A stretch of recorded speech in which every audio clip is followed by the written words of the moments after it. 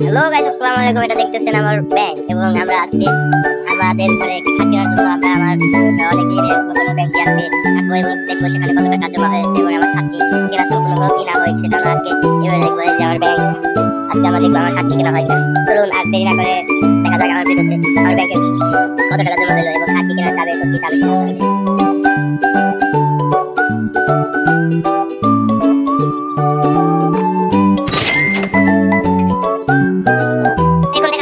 মোট কত টাকা হলো? মাশাআল্লাহ অনেক টাকা হয়েছে এবং গুনে দেখবো মোট কত টাকা হয় আপনাদের জানাবো অবশেষে। তাহলে অনেক টাকা দেখতেছি, এত টাকা কবে থেকে আমি সেটা ঠিক জানি না, তো দেখা যাক। এখন দেখি আমরা গুনে দেখি কত টাকা হলো। দেখতেছি অনেক টাকা